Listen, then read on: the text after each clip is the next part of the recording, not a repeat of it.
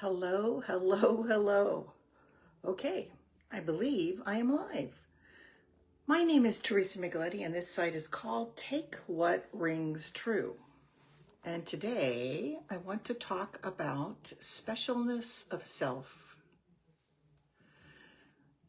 Many years ago, I would go to trance classes with a psychic named Sylvia Brown, and her spirit guides would come in and talk to us.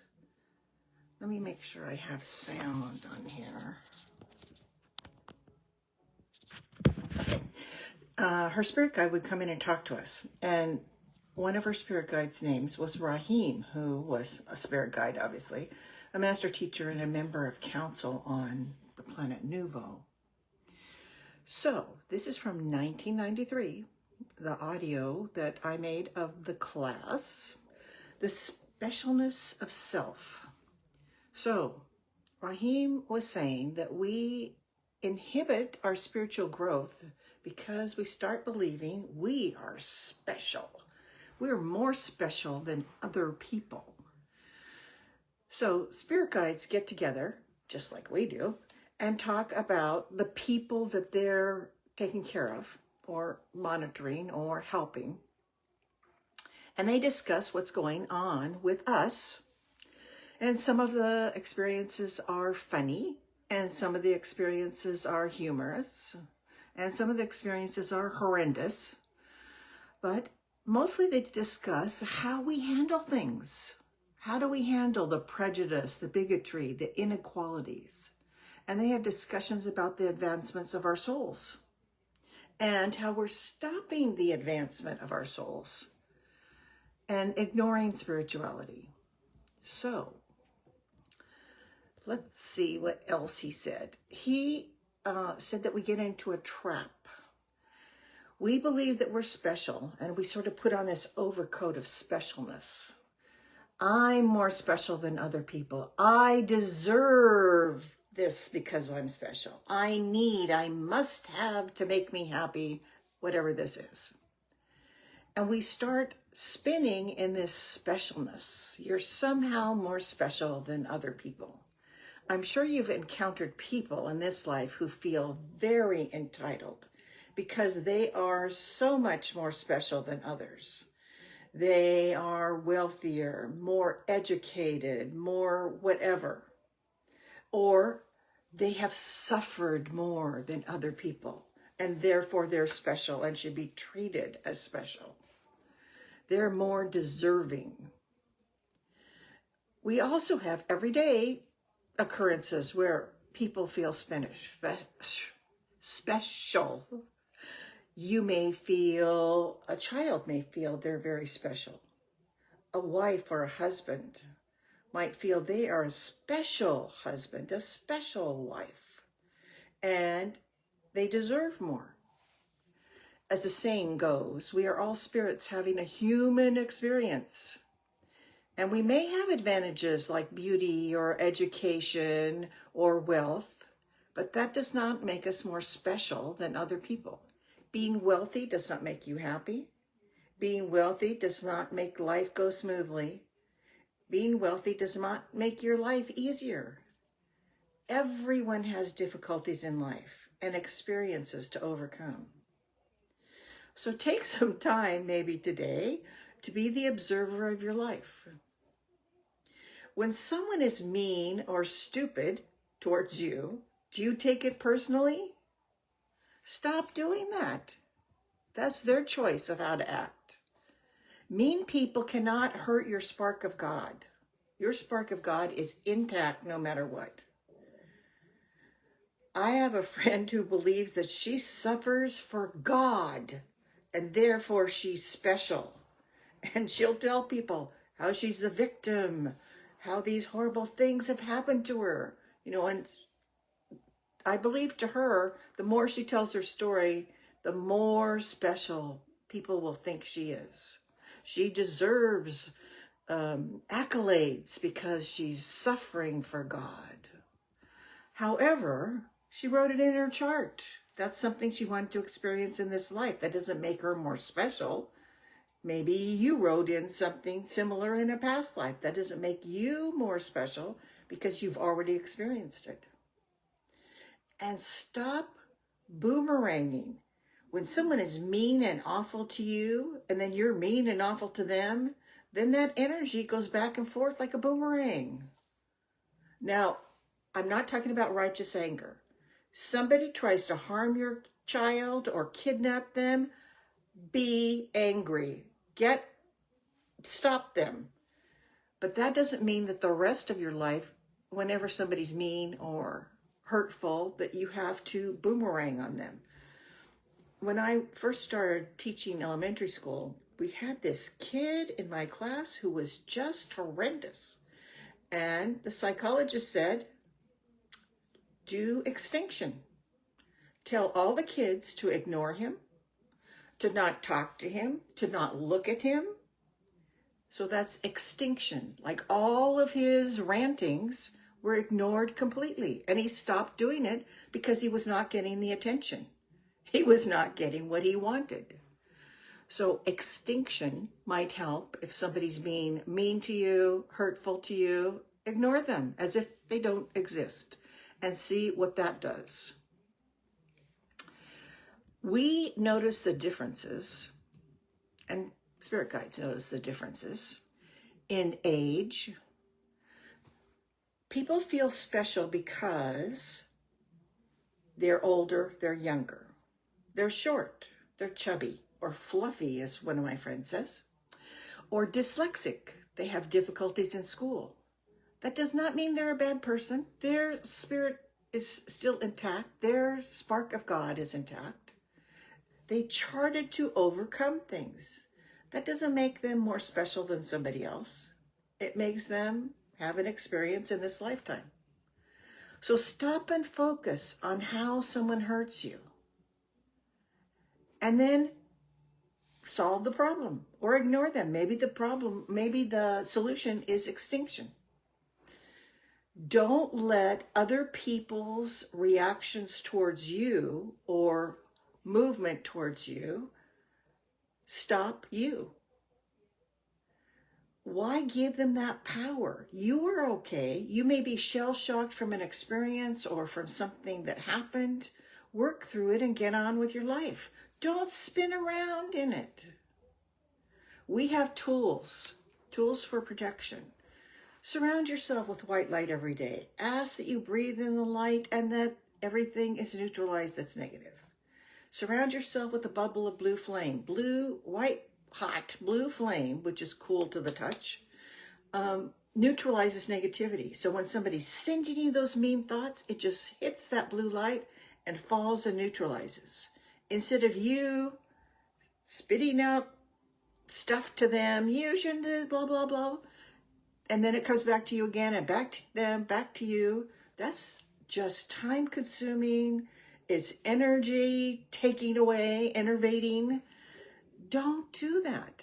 And help your children to release. You can help release for them the experiences they're going through. You can help them to understand that just because somebody's mean to them doesn't make them bad. And they don't have to always react to them, but stand up for themselves. Don't be a doormat, but that's not them. It's the other person's problem, not their problem. Other people's opinions are not you. Stop taking those other people's opinions to heart. The former First Lady, Eleanor Roosevelt, would say, other people's opinions are none of my business. And that's true. Stop reacting to them. Don't let them trigger you. If you think some of what you're reacting to or some of what you're feeling is from a past life, then work with a therapist or talk to your spirit guide and your angel. If you give them permission, they can help you. Ask that the negative morphic resonance, the negative cell memory be released, and they can help you do that. Or go to a therapist, go to me, go to a hypnotist. Find out what you can do to negate those things. There's so many solutions to problems. and many avenues of help. But we start swirling in the problem or swirling in the hurt. Take a breath. Stop letting the other person's opinion or other person's reactions make your life miserable. Make your life be a swirl and not moving forward. I have a friend who was bullied earlier in life, and they play that loop over and over and over and over again. How's that helping them? It's not. Okay, that thought comes to you that you were treated unfairly. Okay, you see it. Think about, okay, how am I reacting to that? What is happening to me? Am I feeling sad? And then let it go. Stop letting that experience be your world and your focus. Get on with life. Don't let it overtake you. It's so sad when people spin in that negativity. I know, I wrote about it in a book. A book just came out about my expectations. So, don't let that rule your life. Get on with your life. So give your permission to your spirit guides and your angels to help you overcome experiences and get over it and get on. Don't spin in the negativity. Try not to feel that you have that overcoat of I'm special because that just stops you too. And then it sets you up for disappointment because you're just as special as everybody else. You're all a spark of God. Everyone's a spark of God. So just because somebody has a bad mood and says something mean to you, ignore them or just respond and say, that's not my truth. Or walk away. You don't have to go back and forth about whatever it is. Of course, stand up for yourself if that was continuing. Don't be a doormat. Make your statement and then go on.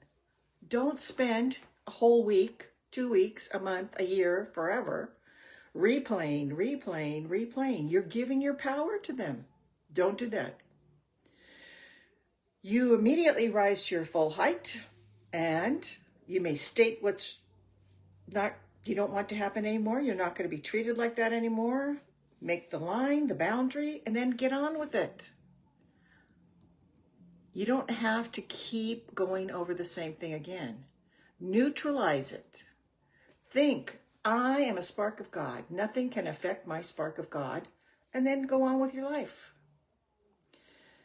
You cannot be attacked or hurt. Your spirit, your actual spark of God can never be attacked or hurt. It's part of God. It's connected to God. So don't give other people the power that you're giving them. Don't be a pincushion, but don't allow people to take over your life with whatever they're doing and cause you not to go forward in life. You are so much more than that. Now, you can get psychically attacked. There are dark entities and you can be affected by them, but stop. When you're having difficulty going through life, you're having difficulty overcoming something, then stop and decide, what can I do about this? If it's so intense that you can't even think, then call in your spirit guide and your angels and tell them you would like help, but be specific. Because otherwise you say you want help and it's like, what help do you want? You want a hot dog? Do you want a new car? What is it you want help with? Remember, spirit guides cannot understand your thoughts unless you give them permission for this lifetime. So I told my spirit guide, I give you permission for this lifetime to read my mind. Because that way I don't have to spend all day, every day, asking for help specifically. I can do it mentally, and they can hear me. And they know what I'm thinking about. Like, I'm worried about my sister, or, I'm having trouble figuring out what to do with this one problem. So, stop worrying about every little thing and give it to God. Give it to your spirit guide. Ask them to help. Now, the specialness of self. So there's the negative part where you feel that you've been a victim or you're attacked and you're special because of those things. Or it's the positive. You're wealthy, you're well-educated, you're whatever attribute you have that's wonderful, but it doesn't make you special. It's what you wrote in your chart in this lifetime. And great, you're experiencing that. But also, as I said before, just because you're wealthy doesn't mean it's all wonderful. One of my college roommates is ultra wealthy. That does not make her family work well together. It does not make her life more happy. Wealth is not in and of itself a wonder. It can help in life, but it's not the be-all and end-all.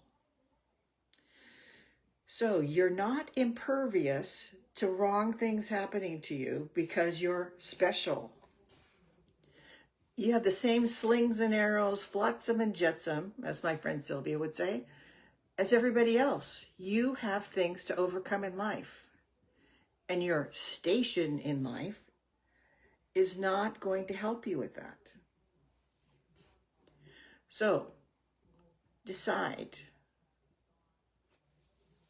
Should you feel that you're special, you have this overcoat of specialness, stop and think, okay, what's making me feel like this? Because as soon as you decide that, okay, I charted this information for my lifetime, I charted these experiences, it's okay that I'm wealthy, it's okay that I am having an illness, it's okay, whatever it is. But that does not make me more special than someone else. When you start holding onto the special coat, that's what gets you in trouble, because the high that you believe you have makes the disappointment so much lower. It's like, but I'm beautiful. I shouldn't be treated like this. But I'm wealthy. I shouldn't be attacked like this. You're just a human like everybody else. And you have the same kind of difficulties and experiences that other people have. And that doesn't make you special either, because you have the same kind as everybody else. But your personal spark of God is not affected. We come into life to overcome. We overcome all the negativities. And no matter what station in life you're in, you have difficulties that will come to you in this lifetime. And that's okay. That's something that we decided we would experience. So just take some time this week, hopefully, maybe today if you can have time, to experience, to be the observer of your life. Are you feeling like, I have given my life to my child and they're not appreciative of me? I am a special mom. I have given so much to my child. They should do what I want. They should even take the career that I choose for them. No. Number one, you're not special. I'm glad that you felt that you could give time and energy to your child, but that does not make you more special than someone else. You're the father who spent all this time earning money for the family and giving to the family. Therefore, you're special. No, you're not. It's nice that you gave energy towards your family. It's nice that you provided for them, but that doesn't make you more special than the dad next door. So when we start feeling like we are more than, more deserving, more helpful, more whatever than everybody else, that's when we put on this false cloak, this false coat of I am so special, the specialness, and I deserve more, I need more. I need to have this because it will make me happy. And if other people are not kowtowing to what you ask them to do, then you feel upset, you feel disappointed. Well, it's their life and their chart. You have your life and your chart. You may be the parent who helps someone, the boss who helps someone, but that doesn't make you responsible for their lifetime. Of course, you're getting a child to be old enough to be able to deal with life themselves. And of course, you're experiencing and helping them to understand that no, they can't play with matches. No, they can't just cross the street without looking. You're teaching them some things to get through life, but that doesn't make you more special than everyone else, and it doesn't make you more special to that child. They don't have to follow all your whims and all your desires for them because they have their own chart. So, the specialness of self. We get caught in this trap of feeling more special than everyone else for some reason. You've experienced this horrible illness, and therefore you've been a victim and you've suffered, and therefore you must be more than other people who have not suffered. You must be more because God allowed you to do that or asked you to do that, and therefore you are special. Nope. You wrote it in your chart as an experience to share with God because you love God so much that you wanted to experience something difficult. And many, many, many people have written difficulties into their life this time because it's one of the last lifetimes on earth where we are experiencing like that, because we're going to shift to a different kind of experience on earth, the fifth dimension, the whatever. And other people are going to choose to stay in the third dimension, and they will be in their own dimension. And that's okay too. But that doesn't make either one of those groups more special. Your soul chooses to shift to the fifth dimension or stay in the third dimension. Staying in the third doesn't make you more special than someone going to the fifth. And going to the fifth does not make you more special than someone staying in the third. I don't know, maybe it's because we don't want to have life's difficulties when we get to Earth. It's like, okay, I signed up for all these lessons, but when I get here, it's like, I don't want that hard lesson. So maybe if we're special, then we don't have to have those hard lessons. Not true, but I think it's something that happens in your head that it's like, okay, if I'm special, then some of that negativity can drop away. But actually, not true. We still have our chart that we're going through, even though we don't remember our chart. We still have the negativities we're going through. We just need to overcome them. So it pays to take time to reflect once a day, once a week, and look at your life. What have you overcome? What do you need to overcome? How have you been reacting to people? How have you been reacting to situations? And if you feel that you've put on the overcoat of specialness, how is that helping you? It's probably not. It's just making you more disappointed when things happen and you're not being treated specially, not treating as being entitled. So take a breath, surround yourself with the feeling that you are responsible for you. You need to stop reacting to what other people are thinking. Their opinions are not you, and their opinions are not part of what you should value. You can ask for advice from people, but that doesn't mean you have to follow it. Even if they're older than you, even if they're your parent or your best friend, You can reflect on it and decide, is that a solution for me? If it's not, let it go and don't feel guilty about it. And please stop expecting to be treated better, to be treated as being more deserving, to be treated as more worthwhile than other people.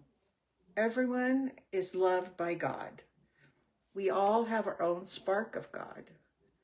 And God loves us, even when we're totally stupid, even when we put on lots of overcoats, not just the specialness of self. You can stack yourself up with lots of overcoats of things that are not true and beliefs that are not true.